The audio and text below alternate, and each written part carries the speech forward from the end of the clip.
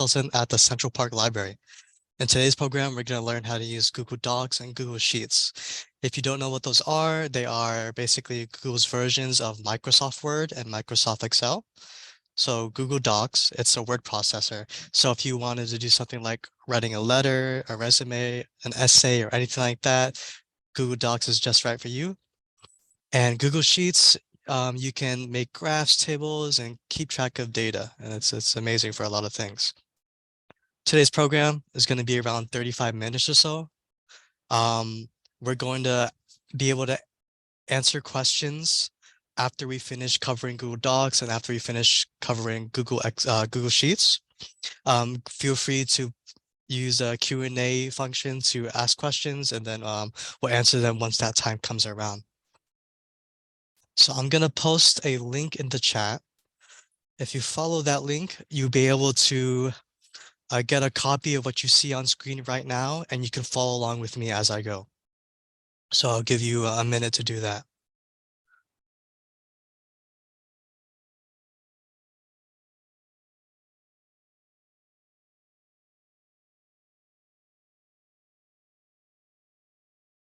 All right, we're gonna go ahead and start.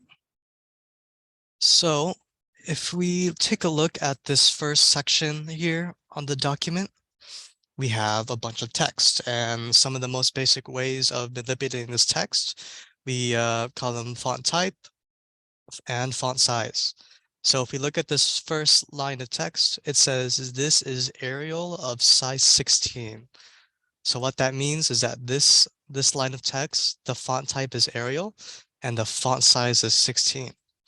So if we go on to the next line, it says this is Times New Roman of size 24, but that's not correct. So we're going to go ahead and fix that. So I'm going to click down on the left side of the text, hold down and drag it all the way across this line. Now, if I move my mouse over to the top of the screen here, I'm hovering around it. I'm at the toolbar, and where it says Arial here, this is where we can choose our font types. I'm going to click on this menu. It's going to bring a drop down, and I'm going to click on Times New Roman. And if yours isn't there at the top, you'll scroll down, and the Times New Roman is right here as well. So I'm going to click on Times New Roman. Now this line of text has changed font. It's very different from the first line. I'm going to highlight it again, and now I'm going to change the font size. So if I come up to the toolbar once again, it's to the right of font. I'm going to click on font size, and there's another drop-down menu. I'm going to click on 24, and now we see that this text has gotten much bigger. So we're going to do the same for this line. I'm going to highlight it. I'm going to come up to the toolbar, click on font, and then I'm going to click impact to change the font type. Now we see that has changed. And then once again, I'm going to go up to font size and change that. So we see if the size we want isn't there, we can manually type it in. So I'm going to press backspace. It's going to get rid of the 16. I'm going to type in 20, 20, enter. And now we have letters that are size 20.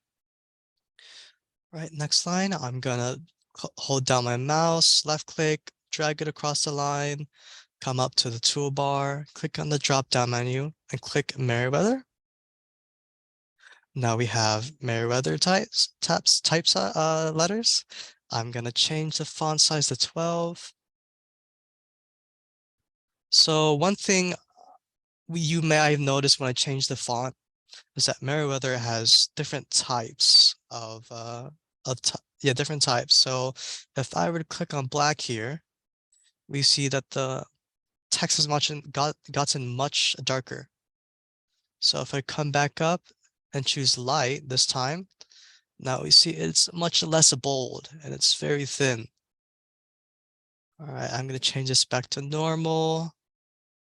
All right, last time here, I'm going to hold down my left click, drag it across the line, come up to the toolbar and click Pacifico. All right, we have Pacifico text. I'm going to change the font size to 18 and perfect. Now we have the next section of text here. There are other types of manipulation we can do for our text. If I highlight this text. Hold down my left click, drag it across the line. I come up to the toolbar to the right of where our font size was. If I click on bold, now we have bold text. I'm going to do the same for this line. We want italicized text, so I'm going to click on italics. It's right next to bold on the toolbar. Now we have italic text. See how it's slightly slanted? Now I'm going to do underlined. Now we have a line under our text. We can also change the color of our text. And text color is right next to underline. When we click on it, there's going to be a whole drop down of colors. I'm going to click purple. We have purple text now. And then also another useful tool is that we can highlight our text. Highlighting is right next to text color. Here I'm going to click on yellow. There we go. We have highlighted text. And we can also have multiple manipulations overlaid each other. So I'm just going to go ahead and click bold, italics, underlined. I'm going to change the text color to purple, and then I'm going to highlight it yellow. So now we have a bunch of changes to one line of text. And you can do as many as you want or as little as you want. So the next item on the list we have here are lists. So we see I have a list of 1 carrots, 2 eggs, and 3 steaks. So this is like a little grocery list. Now, if you have and I'm gonna make a new list here. So if we go up to the toolbar on the right side, here we have an item that says numbered list. I'm gonna click on that, and it went ahead and made a new list for us. So I'm gonna go ahead and start type something. Hi, my name is James. Now, if we want another item list, all you have to do is press enter after your first item. So first enter, Google Docs goes ahead and makes a second item on the list for us. I'm at the Central Park Library. I'm going to press enter once again. And I hope you all had a good day today. And that's another great tool that we can use, numbered lists. So if I press enter, it's going to bring up another list item, but if I don't want that, I can just press backspace and move on. Now another list that some of you might have been waiting for are bulleted lists. These are really nice for organization. So if I come up to the toolbar once again, to the left of numbered lists, we have bulleted lists. I'm gonna click on that and Google Docs makes a bullet for us. So I'm gonna make just a list of animals, dogs, cats, and every time there's a new item popping up, I'm pressing enter after the text. So if I press enter here, there's another item, and here, hamsters. I'm done with this list. I'm going to press enter, but I don't want another bullet point, so I'm just going to press backspace. Now, let's say on our bullet list, we want to be able to indent our items. And what that means is we're basically just shifting it over to the right or left if you want.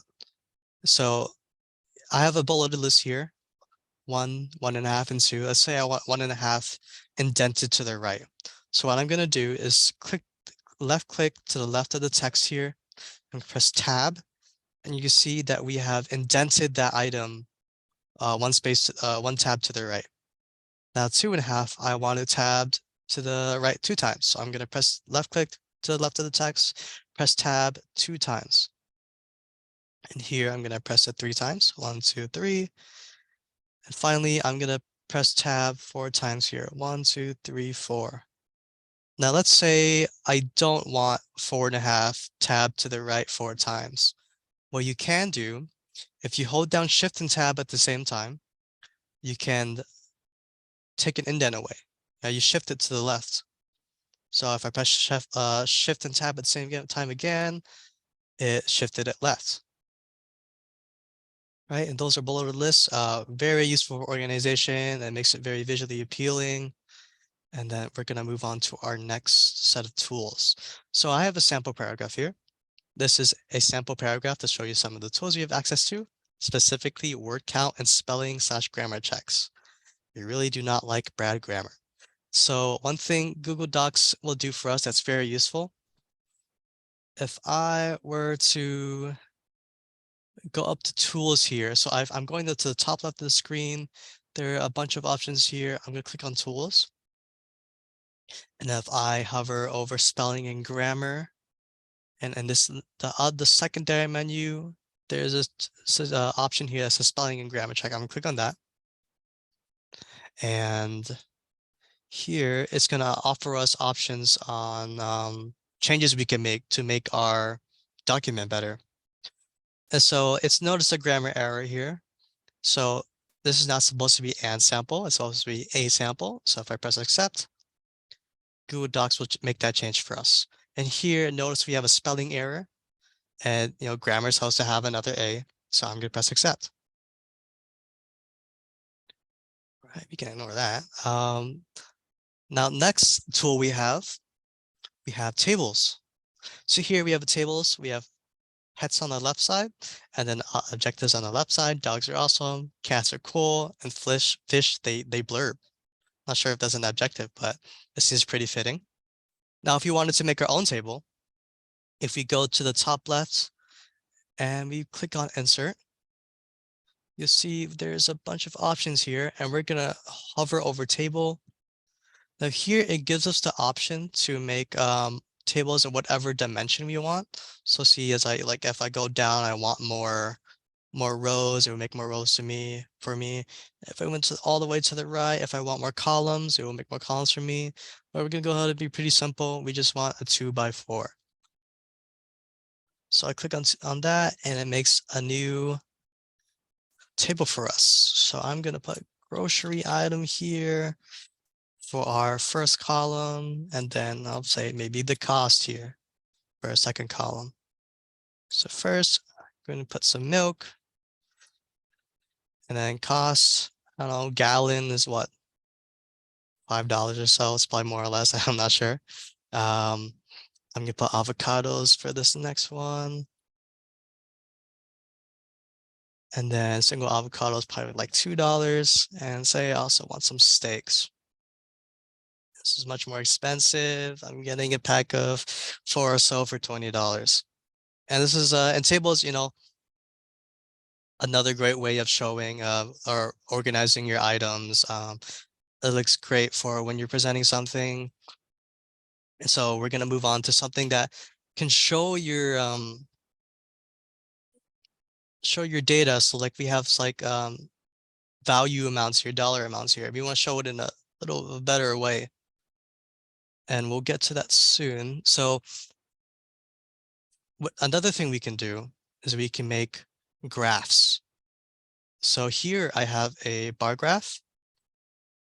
And so the way to make one is if we go back to insert on the top left, and instead of going to the table, we're gonna go to chart and say I want a bar chart. So if I click on bar chart, let's go ahead and make a whole new bar chart for us.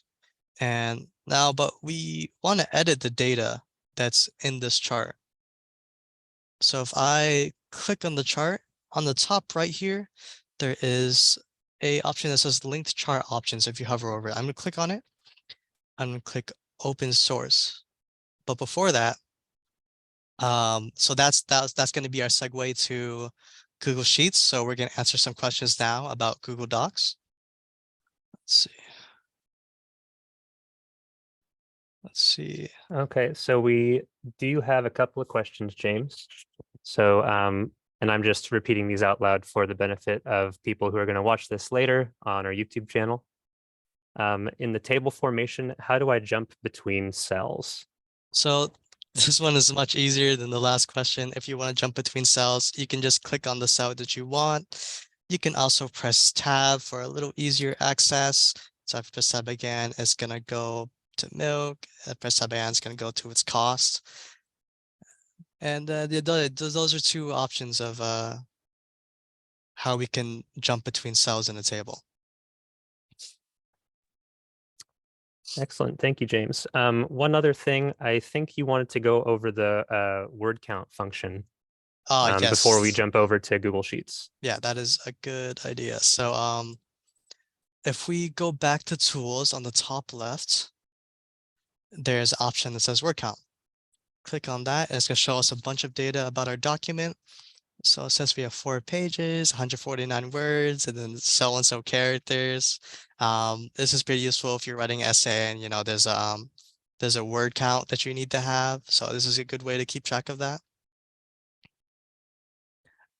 And then Judith, your question is, are documents created in Word and Google Sheets compatible? Yes. So whenever you save a Google Doc or a Google Sheets, there's an option to save them as the same file type that Microsoft Word and Microsoft Excel saves their documents in. So yes, they are compatible. Do you want to demo that really quick, James? Just Yeah, of course. So if I come up to the top side here, file, and I hover over download, you see the first option you see is a Microsoft Word. So if I click on this, it's gonna save this document as the same file type as Microsoft Word. So I clicked on that, and can you see the bottom left here, Paul? I'm not sure if you can, but yeah, on my screen on the bottom left, it shows that it saved a Microsoft Word document. I think because you're sharing just the window, I don't think we're able to Okay, see okay. that, but take your word for it. And I just want to add to James's great explanation that the reverse is also true. If you have a document you made in Microsoft Word, you can upload it to your Google Drive. That's not a skill we're going to go over during this class, but we did do a class on that that is available to watch on our YouTube channel. If you were to upload that to your Google Drive, you would be able to access it in Google Docs.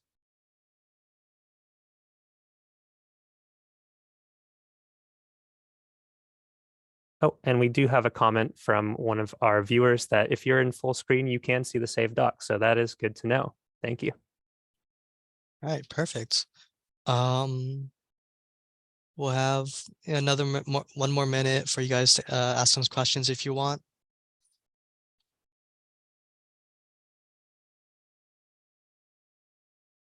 All right, we're gonna go ahead and move on to Google Sheets. So coming back once again to our graph here, let's say I only wanted period 1 to show on the graph.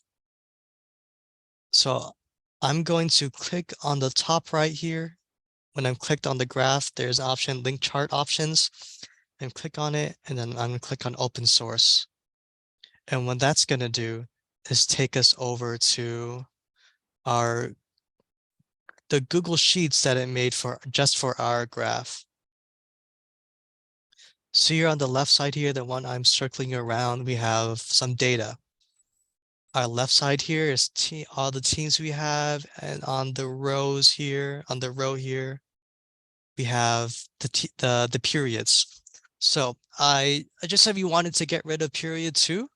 So if I click on this cell here, let's just C1, and I just press backspace, it's going to get rid of that period. So I'm going to go ahead and delete the data there as well.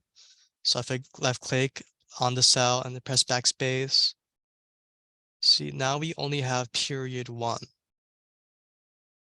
Now let's say we also want to change the numbers here. So if I click on the cell, I can start typing right away. Let's say we wanted team 1 to have 32 points. Just type on it, 32. Perfect. Now, if I click out of the cell, the graph is going to update. And now team 1 has 32 points on the graph. Now, another way of manipulating the cell, if I double click on the cell, I can go in the text directly and change that there.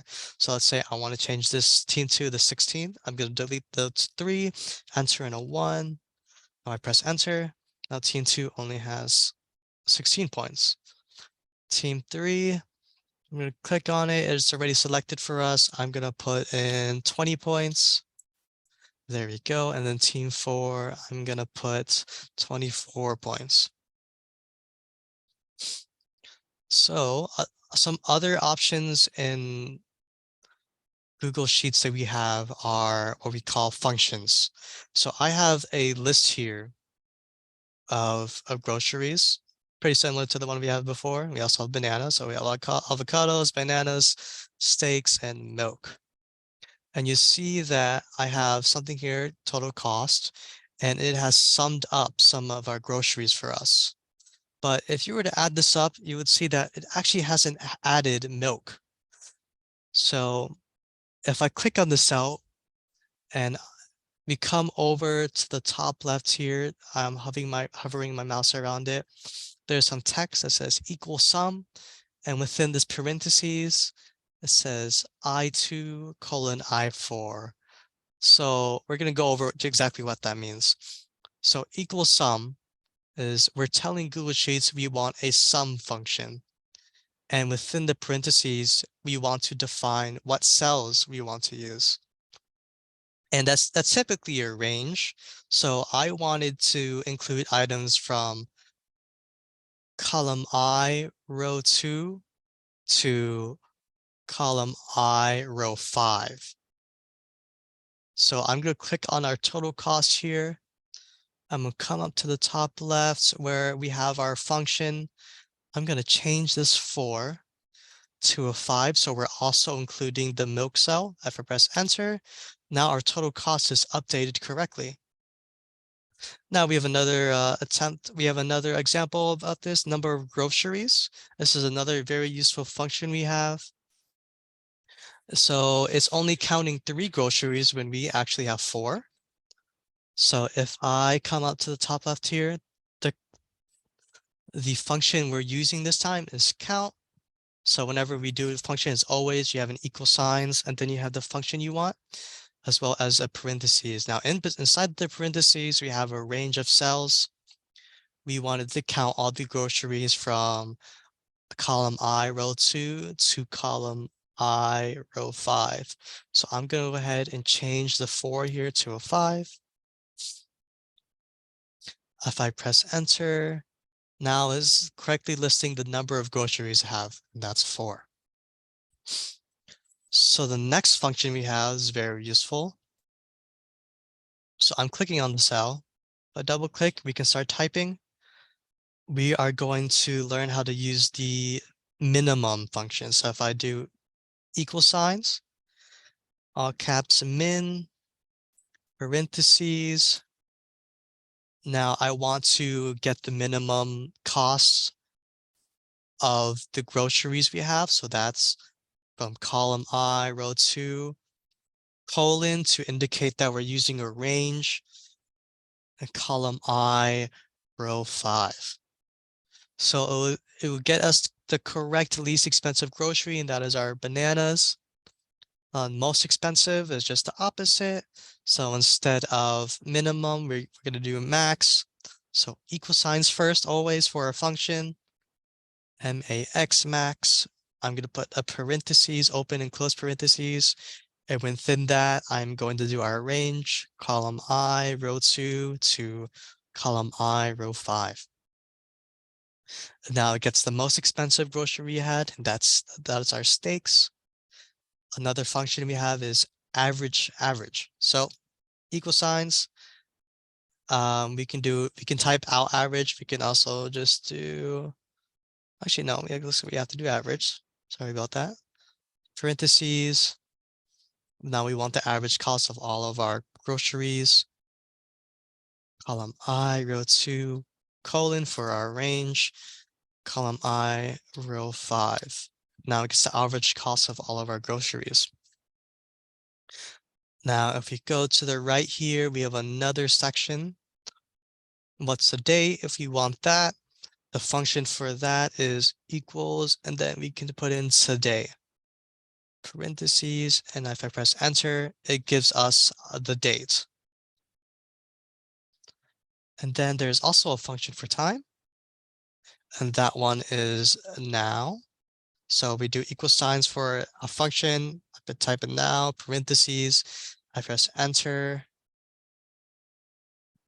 Now, this does not show us the right time, but we can change the formatting of this. Actually, okay, for this one, I guess it's just showing us the wrong time. I'm not sure why. It does have the same minutes. I guess this Google Sheet is formatted to a different time zone, but if you do it on your computer, it should be just fine. And we can also use Google Sheets for just doing simple calculations. So if you want to know what 45 times 5 is, if I were to just type 45 times 5, I press enter. Okay, sorry, I have to actually do I think it's the equal sign.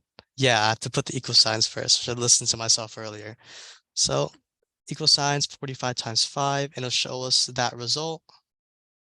Now it works for all types of math functions. So equal signs 104 divided by 7. Perfect. It gives us our answer. You could also do more complicated functions. So if I just print parentheses around this, and then I say I want that answer times 4, it would do compound calculations, and now we have our previous answer times 4. Now, let's say we wanted to make a graph on here instead of Google Docs. So if I come down here, I'm going to make basically just the same thing up here. So we can have team 1, team 2. Actually, let's make this on a different area of our. Actually, what we can just do, if we delete this graph, and I'm gonna click on this top cell here, I'm gonna highlight everything that this table entails. If I come up to insert, and then I can click on chart here. Uh, and it automatically made a pie chart for us, but we can also just change that if I wanted a line chart. I wanted a bar chart. This is a horizontal bar chart, and we also have the vertical bar chart, and lots of other options that we can use for that. And yeah, that's a very simple way to make a great looking graph. So another tool we have for Google Doc and Google Sheets is collaboration. This is one of the coolest features we have. So let's say we wanted to be able to work on the same document together. If I come up to the top right here, there's a share button. There's has a globe icon. I'm going to click on it. If I come down here, see I want. So usually when you make a document, the general access option here is restricted. But if I click on this and click anyone with the link, I come to the right. So there are permission options. So right now it's defaulted to viewer, but I want you guys to be able to edit this document. And if I press copy link, whoever has that link will be able to edit this document. So I'm going to put that link in the chat, and feel free to edit this document. Um, yeah, that pretty much covers Google Docs and Google Sheets. We have some time for questions right now. So really quick before we get into questions, James, I just want to point out that as people are opening this document to edit it along with us, you might see up in the top right-ish that there are a bunch of different colored circular icons with little animals on them. And that's because we have this document set up to keep the identities of people collaborating anonymous. So you'll appear as an anonymous snake or an anonymous cow, as the case may be, anonymous hamsters. James is moving his cursor over them right now, but that just shows you that there are lots of people in the document right now, and you are all able to edit it simultaneously. So our anonymous hamster is writing something up there. So you're all figuring this out. Yeah, and like James said, it's a very cool feature that you are able to edit it in real time. You can see what other people are doing while you're in the Google Doc, and that is a big advantage that it has over using Microsoft Word. And now, like James said, we're going to go into our questions. Feel free, if you have them, to throw them in the Q&A, which is down at the bottom of your Zoom screen. The first question I see, James, is in switching between Word and Docs, will all or most of the formatting as like fonts, for example, be retained? Yes, absolutely. So most of the features that Google Docs has, they base it as much as they can off of Microsoft Word so that your formatting will be saved if you switch over. Great. And then looks like our next question is about Google Sheets. Is there a way to show the equation alongside the calculation without Sheets actually doing the calculation? So I guess if you wanted to have something in the cell that just shows equals such and such.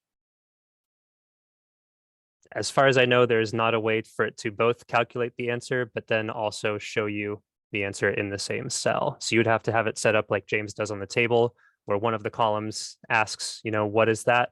And then the next will show you the answer. That is if you want it to automatically calculate rather than just type it all out.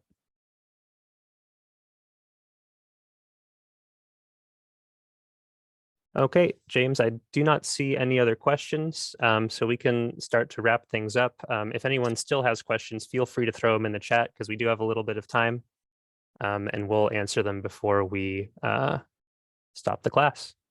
So thank you everyone for attending today's class. We hope you come to our next ones. Please check the library website for our other programs and offerings and watch your email notices for our next text class. And please take a moment to fill out our feedback survey, which will automatically appear once you leave the program or the Zoom meeting. And this will help us improve and decide what classes to offer in the future. All right. And James, since you mentioned getting library emails, maybe we can show them exactly how you sign up for that. You're going to go to the library website, which is sclibrary.org. And then when you get on the website, there's going to be this little pop-up that comes up in the bottom left where it says stay connected. And you can enter your email address and press subscribe. And that is going to sign you up for all of our events and news. It's a great way to stay connected with the library and see what we have coming up, including all of our tech class offerings. I have a lot of questions in the chat about how are we going to get the recording link. So that is going to be uploaded to the Santa Clara City Library YouTube channel, and we will be sending out a link to the video on our YouTube channel. Everyone who registered for the class will get that link. And yes, it will come via email. And I can also post a link directly to our library YouTube channel. So if you want to just see that for yourself, I will post that momentarily. So we do have a question about how to share the link. We do have some more time, so we'll go over that, of course. If I come back to the Google Doc and I come to the top right of the page, we have a share button here. It has the globe icon. I'm going to left click on it. And here and below general access, we can change permissions. So right now it's set to anyone with the link. So that means anyone with the link will be able to edit the page. And I can set that to restricted so that no one can access this document. Unless I add people with access through the top here. If I add someone's email, then that will add people to the document, but I can still keep the restricted access. So right now, anyone with the link is able to edit it. Maybe I only want them to be able to view the document. So if I click on viewer, anyone with the link will only be able to view. And the same for comment and then editor. So we'll keep it on editor for now. And then once you've done all that, you can press copy link. And now you can send that link to your coworker or your friend, and so that you guys can collaborate on the document together. And this works the same way as in Google Sheets, the same share buttons up here. And with the same stuff, I can say just anyone with the link. It has the same permissions here, and then the copy link as well.